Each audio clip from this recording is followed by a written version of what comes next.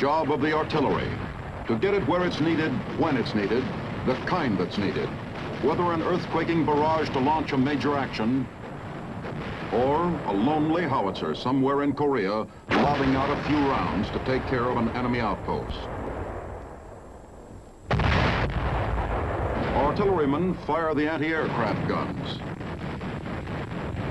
They shoot off the guided missile.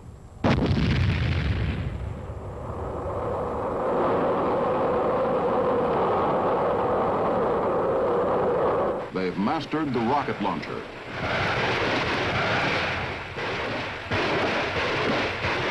And they're all ready to cut loose with the real Sunday punch, the 280mm giant that can deliver an atomic shell. But the story of the artillery begins in the front lines at a forward observation post.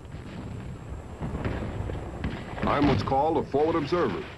Up here to spot trouble and see if my battery might have a remedy for it. And right now, we've got trouble. That recon patrol isn't liable to get back unless something takes care of the commie machine gun up the hill. Forward observer, Able Post. Target, machine gun. Coordinates, 395, 308. And so, a howitzer lets one go. A hit. And it's okay, boys, you can come home now. But it isn't so often you can see where you want your guns to drop their stuff. And that's when this business gets a little tricky. For instance, those are sound detectors the crew is setting up. Placed in different positions, they'll pick up from several angles the sound of an enemy gun. At the forward post, the observer waits till the enemy starts firing and cuts the sound equipment in on the excitement. A recorder back in the sound van adds up the information brought in by the microphones, and the computers interpret them. Result? Well, the chances are that enemy gun has learned too late not to shoot off its big mouth.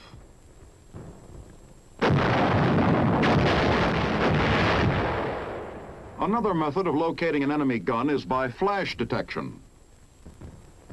The flash of the weapon as it fires is picked up by the scope, and back at the command post, the dope is translated into language that a gun can understand. So one of our howitzers talks right back.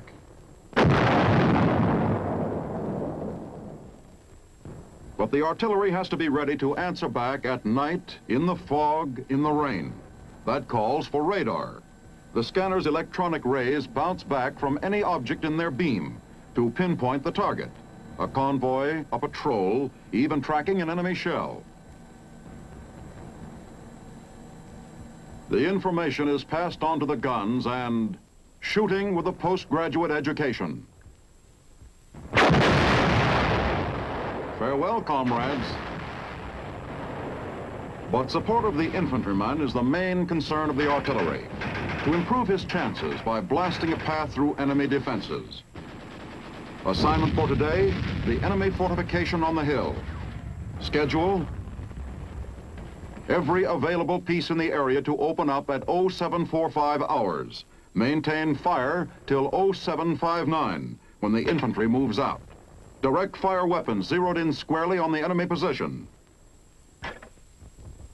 The howitzers to drop their explosives on the other side of the hill to prevent reinforcement or retreat. 0745 hours.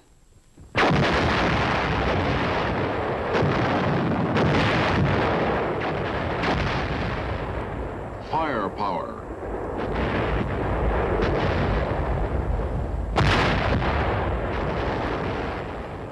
Oh, 0759 hours. And with the let-up of the barrage, the infantry moves out. Resistance? Plenty left, sure, but nothing like what they would have faced before the artillery smashed machine gun nests and mortars, blasted fortifications, rocked the enemy back on his heels. Assault team forward and in.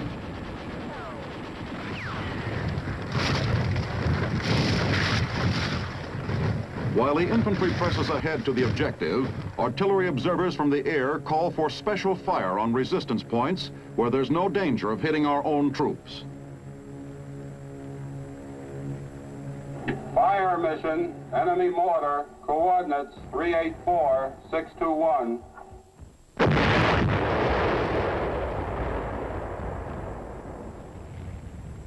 The infantry mops up. And another nameless but vital Korean hill is within the United Nations lines. The rubble of war. Empty shell casings by the thousands help to total the cost in taxpayers' money. But they also add up to a lot of taxpayers' lives saved. Taxpayers in uniform. Ammunition ship ahoy.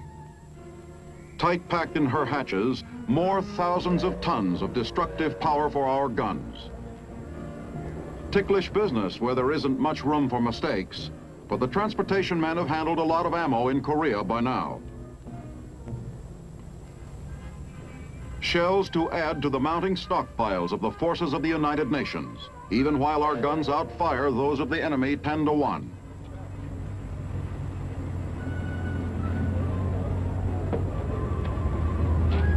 A few figures for a rough idea. Artillery shells actually fired in Korea June 1950 to December 1952. 105 millimeter ammunition, 600,000 tons. 155 millimeter shells, over 300,000 tons. 8-inch howitzer rounds, better than 75,000 tons. Shipping and transshipping from the U.S. to Japan to Korea. It's a long, long way to the front for the ammunition.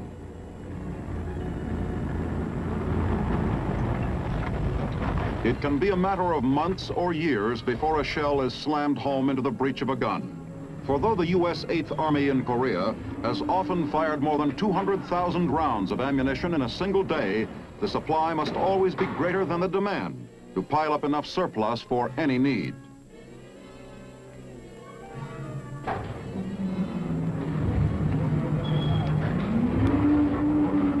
The train trip from an ammunition port can run to any one of many dumps situated behind the lines to provide a ready supply for unpredictable offensive or defensive actions.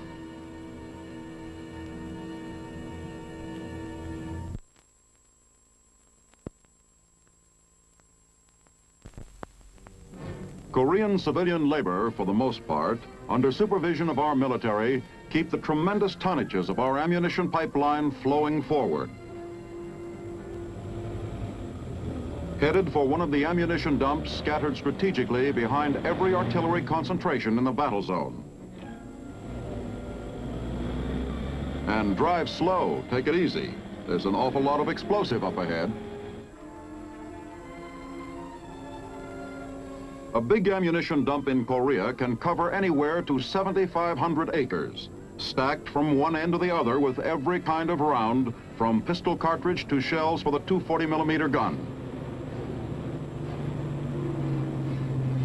And they can use the storage space when they have to help fill requisitions of as many as 1 million artillery shells for guns of a single division in a 2-week barrage.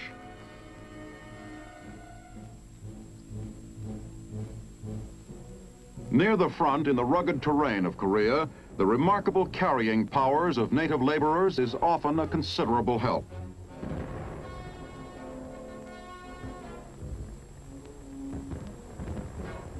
The Koreans have their own word for the work of the human pack animal. Chogi, they call it. Many of them carry more than their own weight, almost straight up.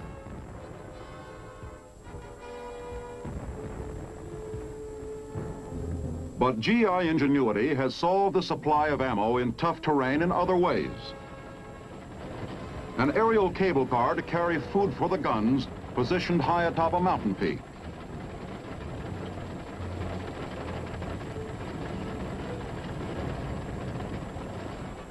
Preparation of the artillery now to blast a path for a major movement, a full-scale advance, each crew working over its piece to perform like a 17-jeweled watch.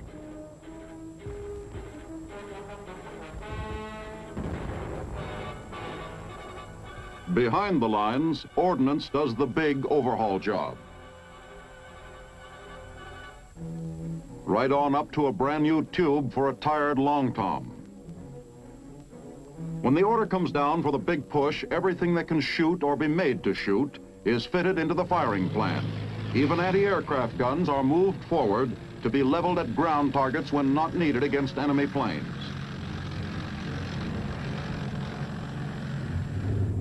It's just the opposite with the tanks.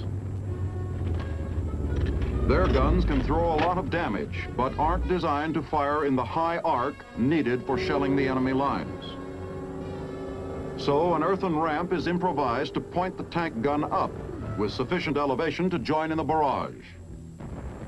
And load ammunition. Fuses set for all the varied needs of battle. Proximity and instantaneous, most useful for anti-personnel. Delayed action fuses for piercing armor and fortifications. Ranges set. Observers ready. And 0 hour for the big shoot.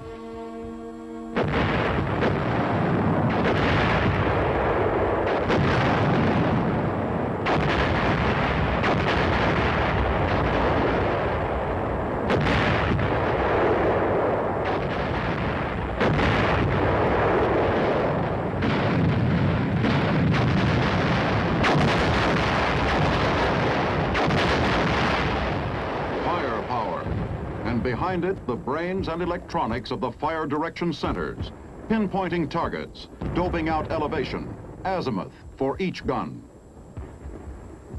Plotters calculate even the curvature of the Earth's surface for the trajectory of the long-distanced guns. To knock out bridges, roads, rails, as much as 20 miles behind the enemy lines. And the infantry pulls up stakes for the push.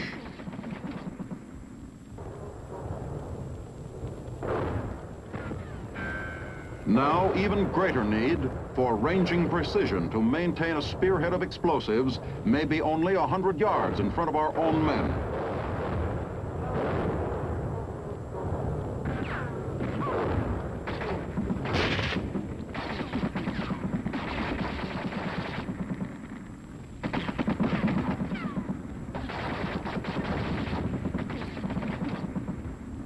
With the troops shoving forward in a sustained drive, the artillery moves up too.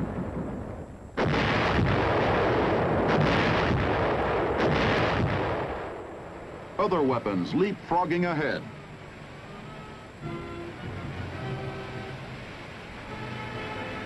Up to 2 tons of gun via airmail parachute delivery.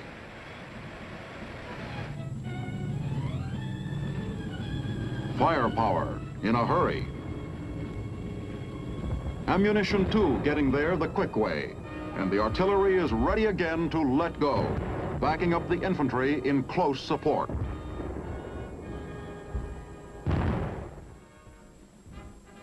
Fort Sill, Oklahoma is the main seat of learning for the artilleryman. It's here that he gets most of the tremendous amount of technical knowledge that goes into the artillery's guns along with the ammunition.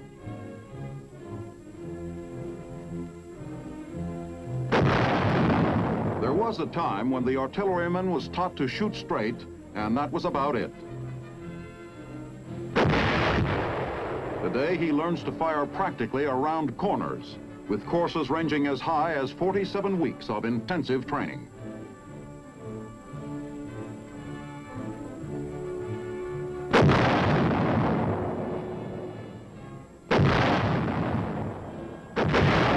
The artillery officer must familiarize himself with practically every weapon we've got, and with science's new contributions toward ranging accuracy, like the Raywin field set.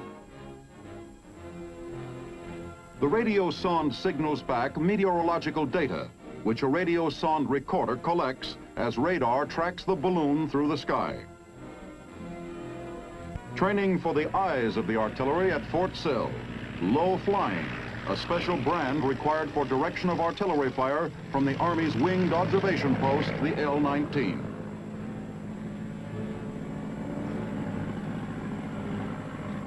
And there aren't apt to be fine modern airports or even landing strips where the guns are, so pilots for the artillery have to learn to make do with anything they can find.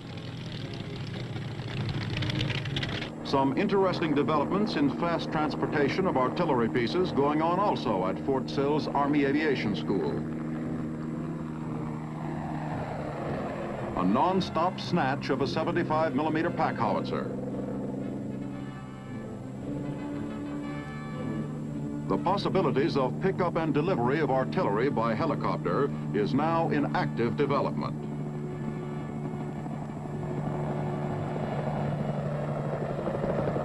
It puts down the weapon right where it's wanted, all ready for firing, and may soon answer pressing need for fast movement of firepower in and out of tough spots.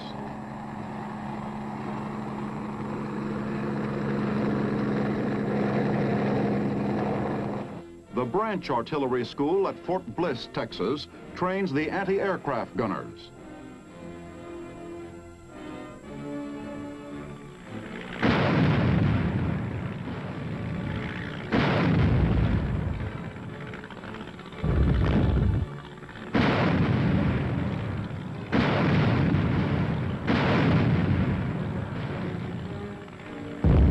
Not so good. So it's back to the classroom for the crew to find out where they were off in their orientation and synchronization of the battery. If you pick up something on the tracker that you know is exactly 3010 Mills Azimuth, then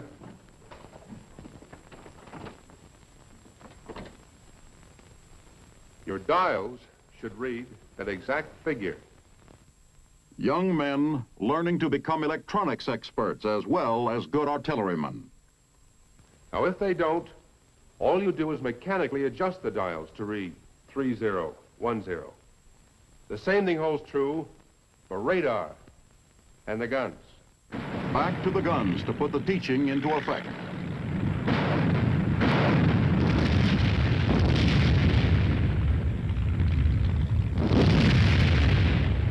And the lesson for today seems to have clicked.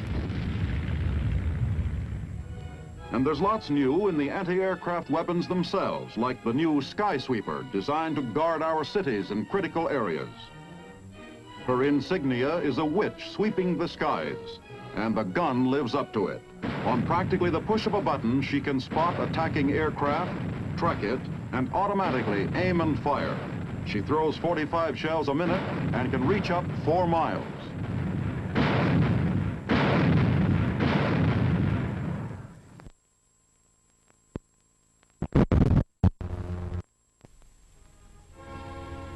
Firepower. And here's the biggest of them all, the new 280mm gun. Millions saw it for the first time in the presidential inaugural parade, the cannon that can fire atomic shells. The most powerful gun in the history of warfare, but in comparison with giant weapons of the past, she handles like a baby buggy. 84 feet long, but capable of right-angle turns, whipping around corners with the agility of a hook and ladder.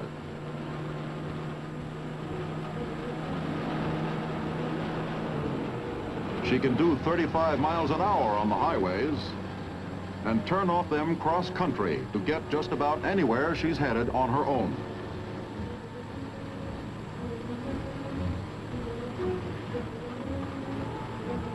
Complete mobility for the 85-ton rig, of enormous tactical value when the great gun is called into action. Suspended between its cabs, the gun can turn practically in its own length, a great help for fast maneuvering in tight spots.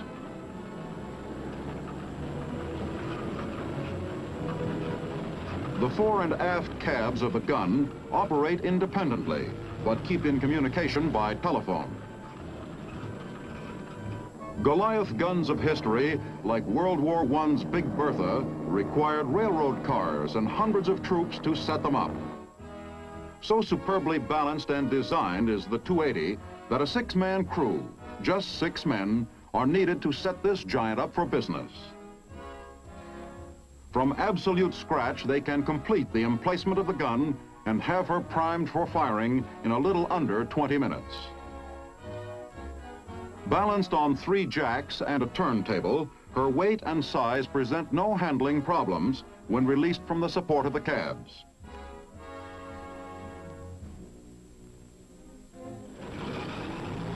And clear gun for firing preparation.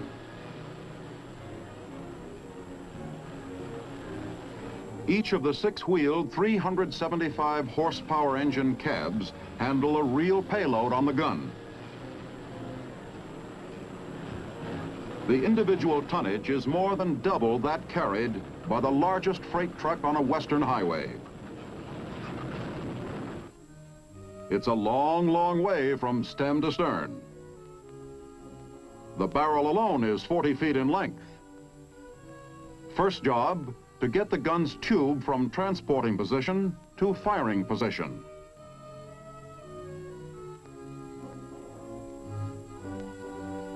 Power for that operation is furnished by cab number 1.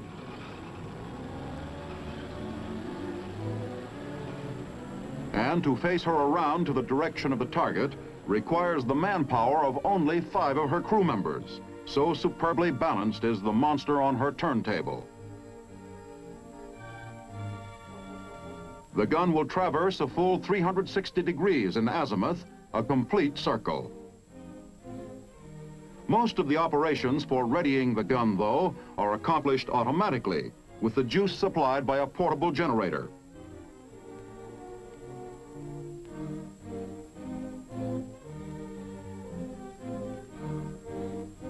But no dependence on an electrical power supply for operation in battle.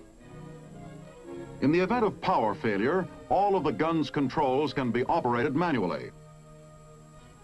The barrel can be lifted to fire at an angle of 55 degrees elevation. And the smoothly geared mechanism takes less than 30 pounds pressure to raise and depress the enormous tube. And ready to load her.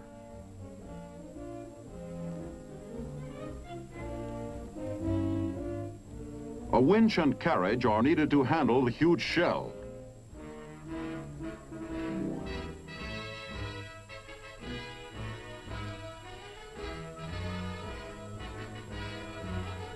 No, not the atomic variety this time, but the procedure would be just the same to load up with the kind that raises a mushroom of destruction. Just a conventional 280mm shell, if you can call a projectile this big conventional. A shell that will travel 20 miles and land on a pinpointed target.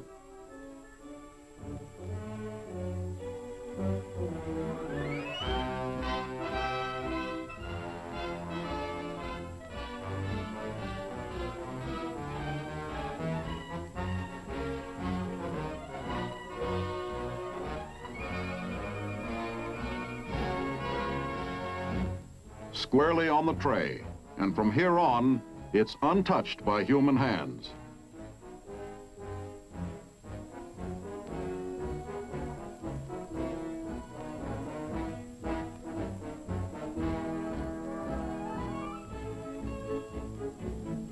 The shell is driven home by hydraulic rammer.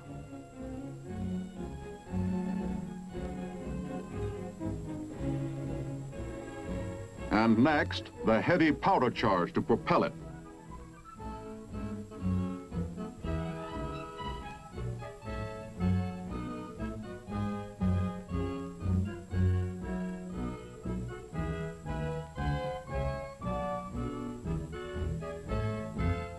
And button her up.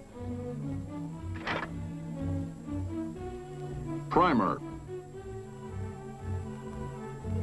Lanyard. Elevation. Azimuth. And she's ready to fire. The great gun, the biggest of them all.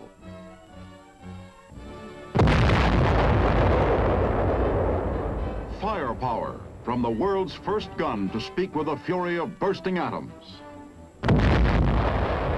Firepower, a big voice ready to sound off if needed for democracy.